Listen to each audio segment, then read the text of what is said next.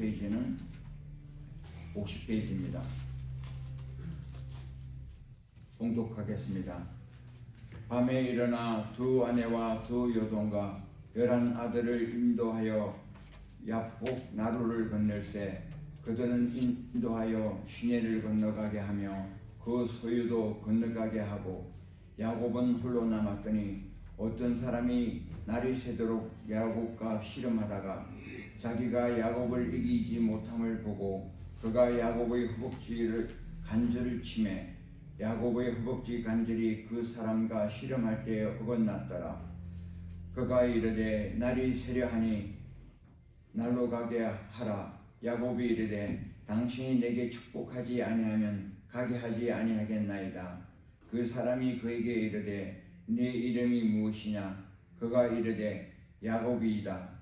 그가 이르되 내 이름을 다시는 야곱이라 부를 것이 아니요 이스라엘이라 부를 것이니 이는 내가 하나님과 내 사람들과 교류 이겼음이니라. 야곱이 청하여 이르되 당신의 이름을 알려주소서. 그 사람이 이르되 어찌하여 내 이름을 묻느냐 하고 거기서 야곱에게 축복한지라. 그러므로 야곱이 그곳 이름을 브니엘이라 하였으니 그가 이르기를 내가 하나님과 대면하여 보았으나 내 생명이 보존되었다 함이더라. 그가 브니엘을 지날 때 해가 돋았고 그의 허벅 다리가 말미암아 절었더라. 그 사람이 야곱의 허벅지 간절에 있는 둔부의 힘줄을 쳤으므로 이스라엘 사람들이 지금까지 허벅지 간절에 있는 둔부의 힘줄을 먹지 아니하더라. 아멘. 다음에는 신약성경 요한복음 20장 19절에서 31절까지입니다. 내 성경 페이지는 제 성경 페이지는 183페이지입니다. 이날 곧 안식 후 첫날 저녁 때 제자들이 유대인들이 두려워하여 모인 곳의 문들을 닫았더니 예수께서 오사 가운데서 이르시되 너에게 평강이 있을지어다. 이 말씀을 하시고 손과 옆구리를 보이시니 제자들이 주를 보고 기뻐하더라. 예수께서 또 이르시되 너희에게 평강이 있을지어다. 아버지께서 나를 보내신 것 같이 나도 너희를 보내노라. 이 말씀을 하시고 그들을 향하사 숨을 내쉬며 이르시되 성령을 받으라. 너희가 누구의 죄든지 사하면 사하여질 것이요 누구의 죄든지 그대로 두면 그대로 있으리라 하시니라. 12 제자 중에 하나로서 디두모라 불리는 도마는 예수께서 오셨을 때 함께 있지 아니한지라. 다른 제자들이 그에게 이르되 우리가 주를 보았노라 하니 도마가 이르되 내가 그의 손의 못자국을 보며 내 손가락으로 그 못자국을 넣으며 내 손을 그 옆구리에 넣어 보지 않고는 믿지 아니하겠노라 하니라. 여드레를 지나 제자들이 다시 집안에 있을 때 도마도 함께 있고 문들이 닫혔는데 예수께서 오사 가운데 서서 이르시되 너희에게 평강이 있을지어다 하시고 도마에게 이르시되 네 손가락으로 이리 내밀어 내 손을 보고 내 손을 내밀어 내 옆구리에 넣어보라. 그리하여 믿음 없는 자가 되지 말고 믿는 자가 되라. 도마가 대답하여 이르되 나의 주님이시여 나의 하나님이시나이다. 예수께서 이르시되 너는 나를 보고도 믿느냐? 보지 못하고 믿는 자들은 복되도다 하시니라. 예수께서 제자들 앞에서 이 책에 기록되지 아니한 다른 표적도 많이 행하셨으나 오직 이것은 기록함은 너희로 예수께서 하나님의 아들 그리스도이심을 믿게 하려 하며 또 너희로 믿고 그 이름을 힘입어 생명을 얻게 하려 함이니라. 아멘. 오늘 목사님 설교 제목은 상처 입은 치유자라는 말씀으로 많은 은혜 받으시길 바랍니다.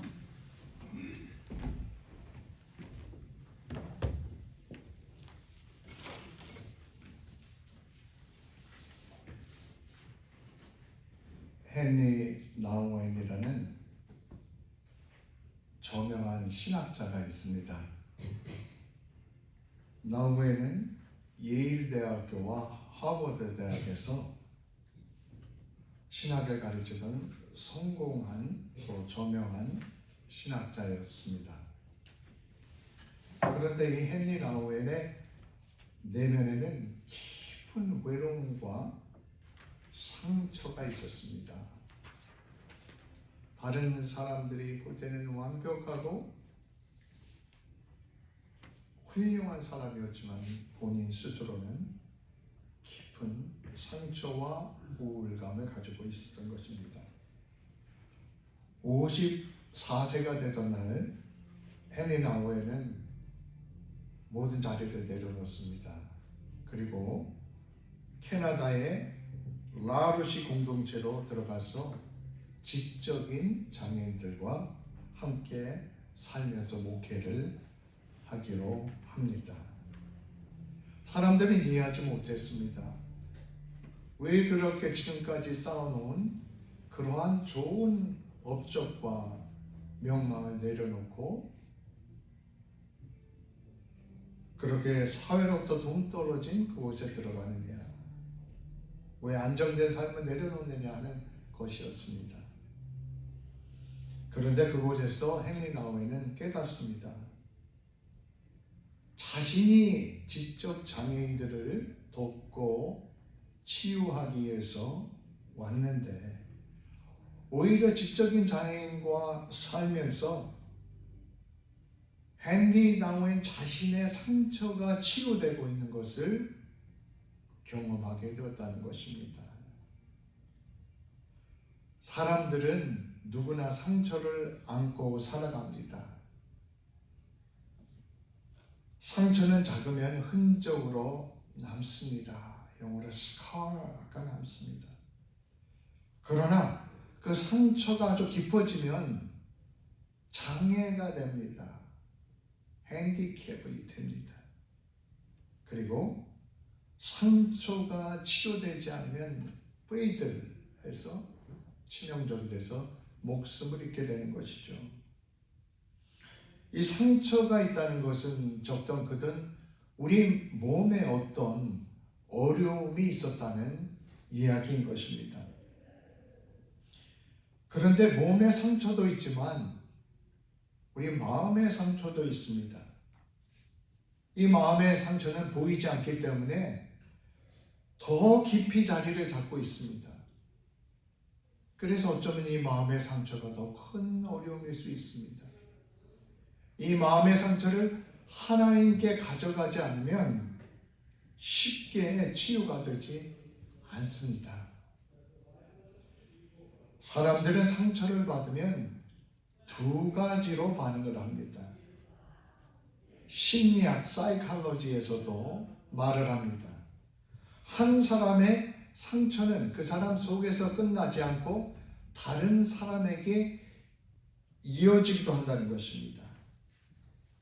어린 시절에 받은 상처가 그것이 다른 사람에게 흘러가고 또 때로는 다음 세대까지 이어지기도 한다는 것입니다.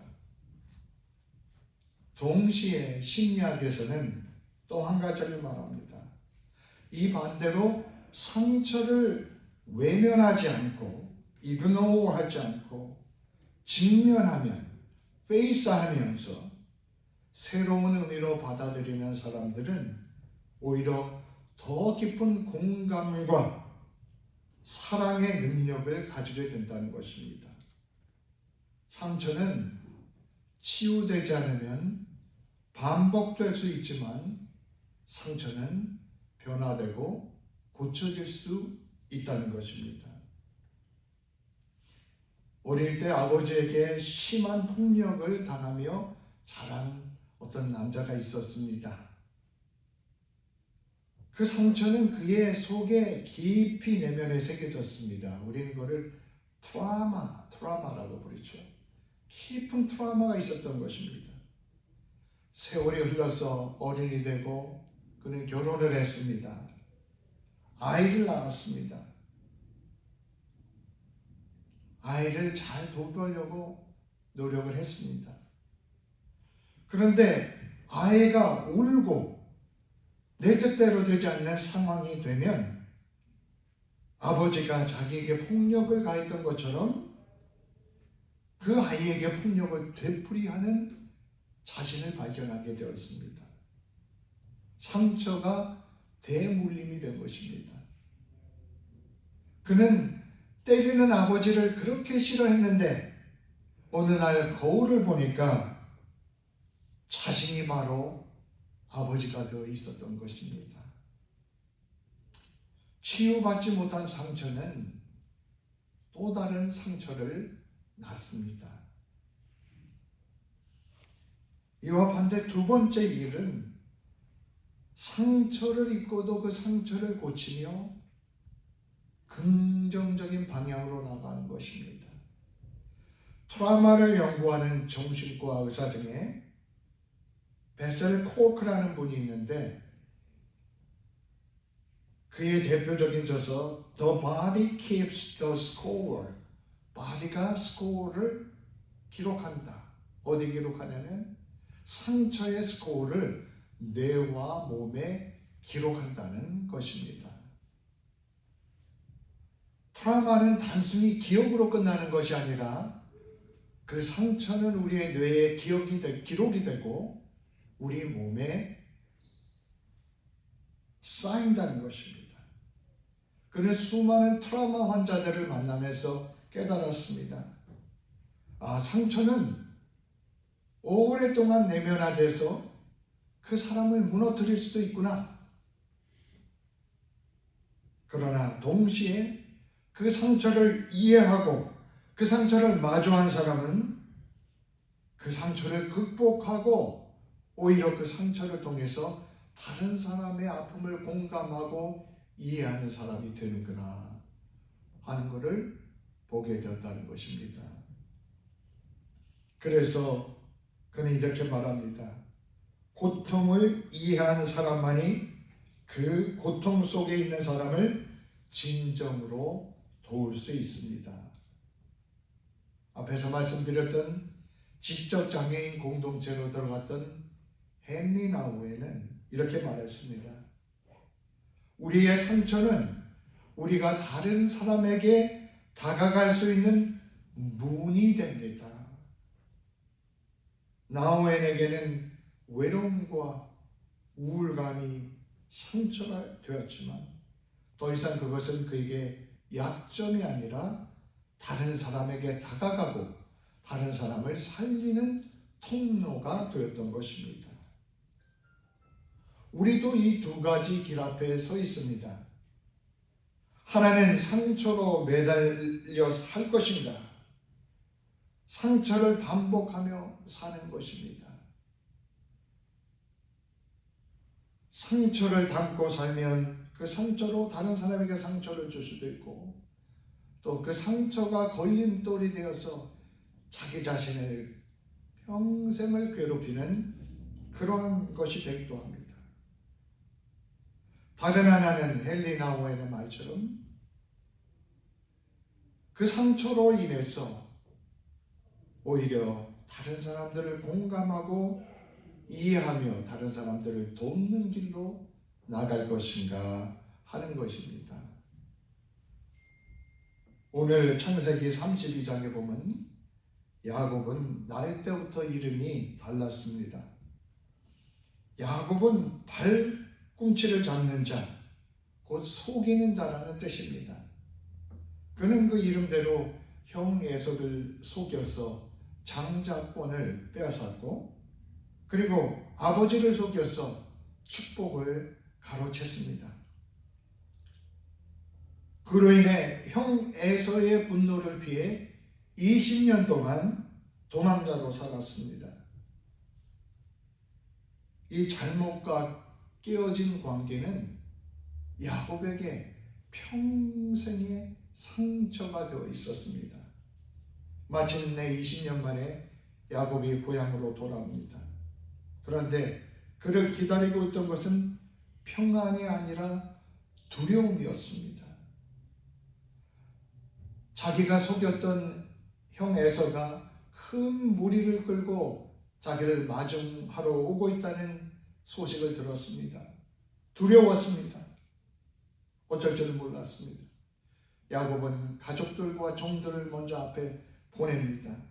그리고 모든 것을 내려놓은 채 약복강이라는 강가에 가서 하나님 앞에 서게 됩니다. 야곱이 지난 20년 동안 자기 속에 있는 그 상처를 가지고 하나님 앞에 나가기로 다짐을 한 것이죠. 그때 한 사람이 나타나 날이 새도록 야곱과 싸움을 합니다. 처음에는 단순히 사람처럼 보였지만 이 씨름은 점점 달라집니다. 그 사람이 야곱의 허벅지 관절을 치고 야곱은 평생 쩔뚝거리게 됩니다. 그 순간 야곱은 깨닫게 됩니다. 내가 씨름하고 있는 존재가 사람이 아니라 하나님의 천사라는 것을 깨닫게 됩니다. 그러나 그 고통 속에서도 야곱은 놓지 않았습니다. 창세기 32장 26절에 보면 당신이 내게 축복하지 아니하면 가게 하지 않겠습니다. 야곱은 간절했던 것이죠. 나의 잘못으로 만들어진 이 깨어진 관계, 이 상처, 이것들을 고쳐주시옵소서. 내 힘으로 되지 않으니까 하나님의 은혜로 함께 해주시옵소서. 목숨을 걸고 그날 밤 기도하며 매달렸던 것입니다. 그러자 놀라운 일이 일어납니다. 하나님의 천사가 야곱에게 새 이름을 줍니다. 내 이름을 다시는 야곱이라고 부르지 아니할 것이요 이스라엘이라 부를 것이니 이는 내가 하나님과 및 사람들과 겨루어 이겼음이니라.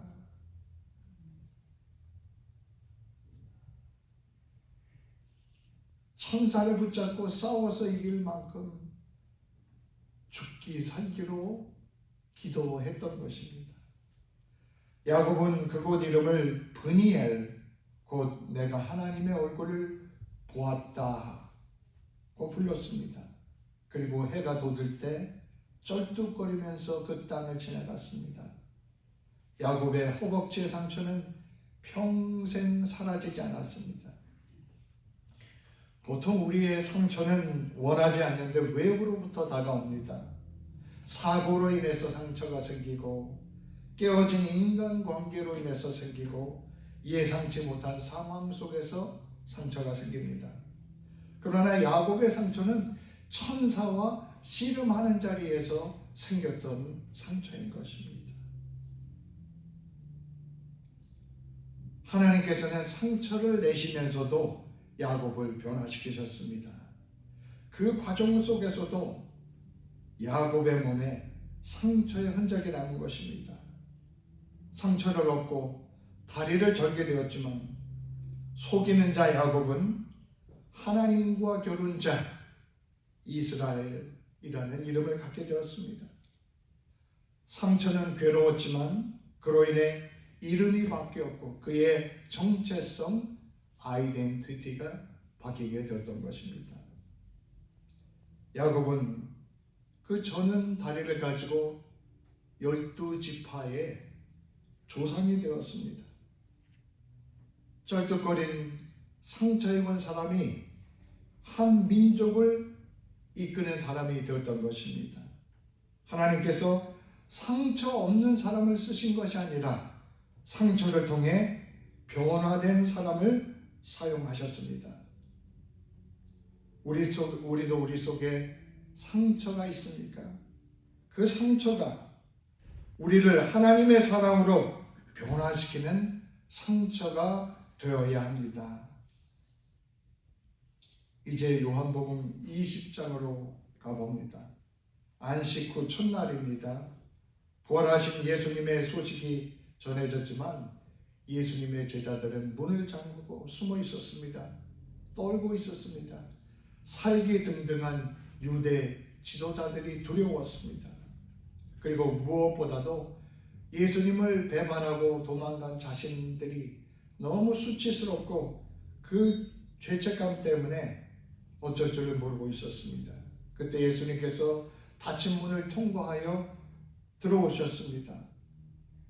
그 벽을 통과해서 들어오신 것이죠. 그리고 말씀하셨습니다. 샬롬, 너희에게 평강이 있을지어다. 샬롬, peace to you. 그런 다음에 예수님은 못에 찔려 상처난 손과 창에 찔려난 옆구리를 보여주십니다. 제자들은 그때서야 안심하며 기뻐합니다. 그런데 여러분, 이상하지 않습니까? 전능하신 하나님이십니다. 부활하신 주님이십니다. 얼마든지 그 못자국과 창자국을 없애고 찾아오실 수 있었습니다. 흠없이 완전한 영광의 몸으로 제자들에게 오실 수 있었습니다. 그런데 왜 그 상처난 옆구리와 손을 그대로 가시고 제자들에게 오신 것일까요? 육체의 부활의 증거를 보여주신 것입니다. 그 죽었던 몸이 그대로 살아나셨다는 그 육체의 부활의 증거를 보여주시려고 온 것입니다. 내 손과 발을 보고 나인 줄 알라. 또 나를 만져보라. 영은 살과 뼈가 없으되 너희 보는 바와 같이 나는 있느니라. 살과 뼈가 있다는 것을 보여주신 것입니다. 그리고 제자들에게 그 예수님의 상처는 사랑의 표징이었습니다. 내가 이렇게까지 너희들을 위해서 목숨을 버렸다는 주님의 사랑의 증거입니다. 수백 년 전 이사야는 예언을 했습니다. 이사야서 53장 5절에 보면 그가 찔림은 우리의 허물 때문이요 그가 상함은 우리의 죄악 때문이다.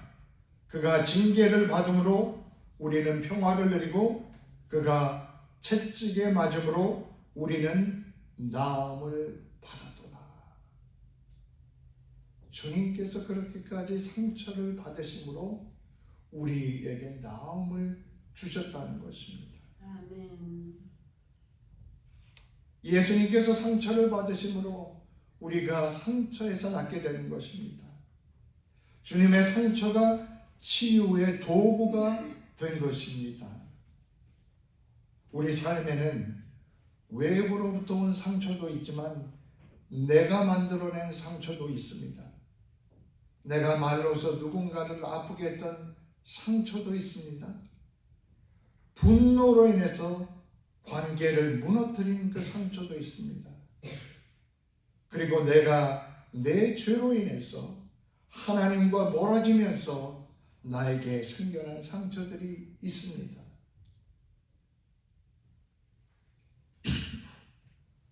주님께서는 우리가 우리 잘못과 죄로 만들어낸 상처까지도 용서하시고 회복시키시는 분이십니다.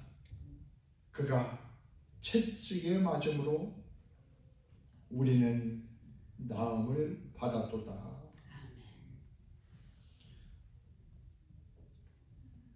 그래서 우리는 상처를 숨기지 않고 주님 앞에 나아갈 수가 있습니다. 주님은 오늘도 우리의 상처를 치유하시는 분입니다. 우리의 상처가 우리에게 걸림돌이 됩니까?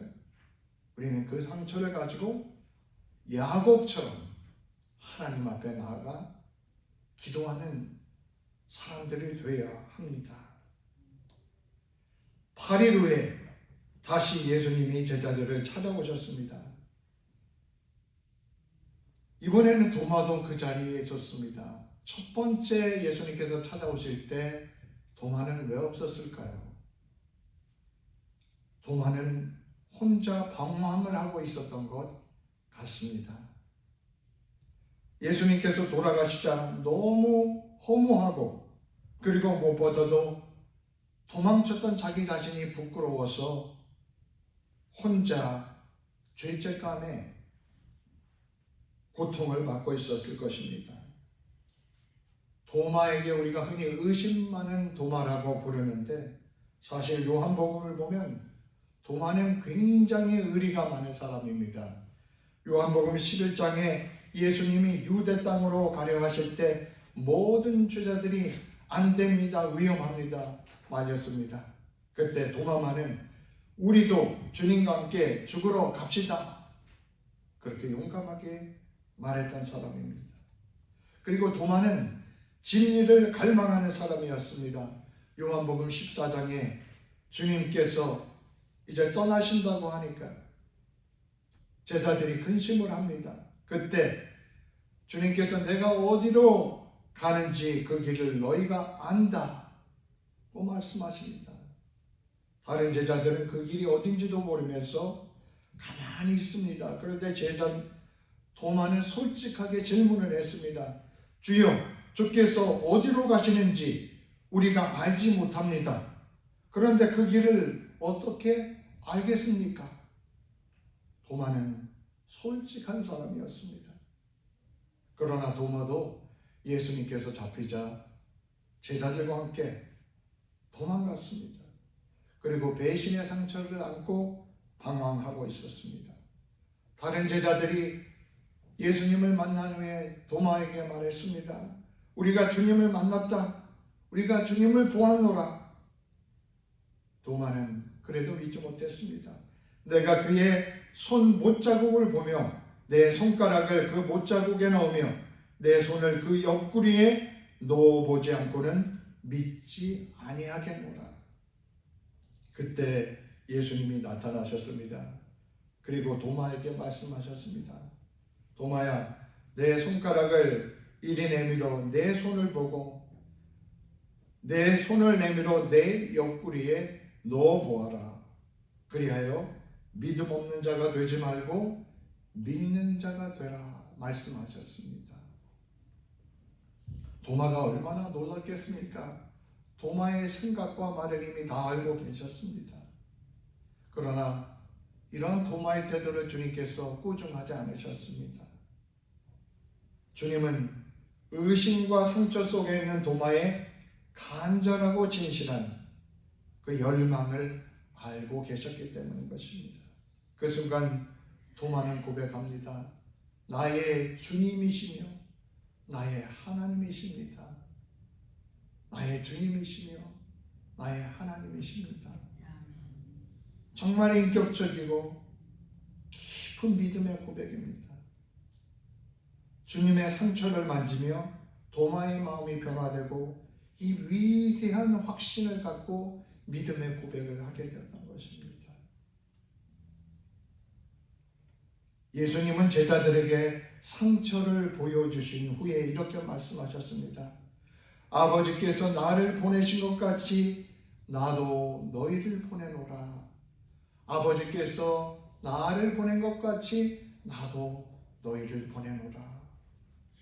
상처를 보여주신 후에 사명을 주셨습니다. 이것이 순서입니다. 상처를 경험하지 않은 사람도 하나님께 쓰임받을 수 있습니다. 그러나 상처를 지나온 사람은 그 사명을 더 깊이 이해하고 더 진실하게 감당할 수 있습니다. 상처는 사명을 깊게 만드는 통로가 됩니다. 앞에서 말씀드린 헨리 나우에는 많은 책을 지었는데 그 중에 하나의 책 제목이 The Wounded Healer, 상처 입은 치유자, 오늘 설교 제목과 똑같습니다. 이 책에서 그는 그렇게 말합니다. 이 세상에 상처 없이 살아가는 사람은 없습니다. 그러나 우리의 상처는 다른 상처 입은 사람들을 이해하고 치유할 수 있는 기회 또는 수단으로 사용될 수 있습니다. 우리가 우리 자신의 상처를 부끄럽게 여기지 않고 다른 사람을 돕는 힘으로 여길 때 우리는 우리 자신의 상처를 통해 다른 사람을 치유하는 사람이 될 수가 있습니다. 가룟 유다는 예수님을 팔고 그 죄책감 때문에 목숨을 끊었습니다.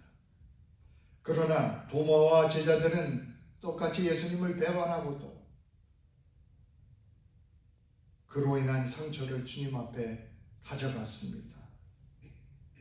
그들의 상처가 더 깊은 믿음으로 변화되었고 더 겸손한 성김이 되었고 세상을 치유하는 능력으로 변화가 되었습니다. 우리 모두는 인생을 살면서 이런저런 상처를 가지고 살아갑니다. 몸에만 상처가 있는 것이 아니라 마음에도 많습니다. 상처를 얻고 우리는 두 가지 길 앞에 서 있습니다. 하나는 상처를 가지고 다른 사람에게 상처를 주기도 하고 그 상처로 내가 괴롭힘을 당하며 사는 것입니다. 치유받지 못한 상처는 분노가 되고 냉소가 되고 또 다른 상처를 낳습니다. 또 다른 길은 나의 상처를 치유의 도구로 주님께 드리는 것입니다. 그러므로 우리가 상처의 기억에만 머물지 말아야 합니다. 오히려 주님 나의 상처를 치유의 도구로 써주시옵소서 기도해야 할 줄로 믿습니다. 17세의 소녀 조니 에릭슨 타다는 다이빙 사고로 전신이 마비가 되었습니다. 그녀의 삶은 한순간에 무너졌습니다. 절망 속에서 하나님을 원망하기도 했습니다. 그러나 시간이 지나면서 하나님께 그녀의 삶을 맡겼습니다. 그 후 타다는 입에 붓을 물고 그림을 그리기 시작했고 장애인을 돕는 사역을 했습니다. 타다는 이렇게 말했습니다. 하나님은 나의 상처를 없애주지 않으셨습니다. 그러나 하나님께서는 나의 상처를 통해 다른 사람들을 만지게 하셨습니다. 타다는 상처에 묶이지 않았습니다. 오히려 상처는 수많은 사람을 살리는 통로가 되었습니다. 야곱의 저는 다리가 간증이 되었습니다. 우리 몸에 약한 부분이 있습니까? 그 약한 부분 때문에 우리가 기도하면서 그것이 우리의 간증이 되어야 할 줄로 믿습니다. 우리의 상처가 상처로 끝나지 않고 우리를 변화시키는 상처가 되어야 합니다. 우리의 상처가 사명이 되어야겠습니다. 상처 입은 치유자이신 주님을 따라 우리도 상처 입은 치유자로 살아가는 모두가 되시기를 축원드립니다. 기도하겠습니다. 주님의 상처를 통해서 우리에게 나음을 주셨습니다. 죄의 권세에서 나음을 주셨고 어둠에서 빛으로 절망에서 소망으로 인도하셨습니다. 야곱에게 찾아오셔서 새 이름을 주셨고 도마에게 찾아오셔서 믿음을 주셨듯이 우리 심령 속에도 찾아와 주시옵소서. 주님, 저희 속에 쌓여진 상처들 어루만져 주시옵소서.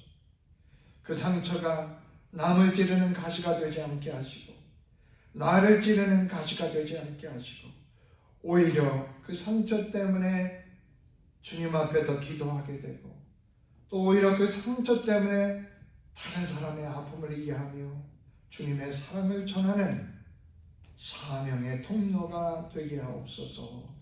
예수 그리스도 이름으로 기도드립니다. 아멘.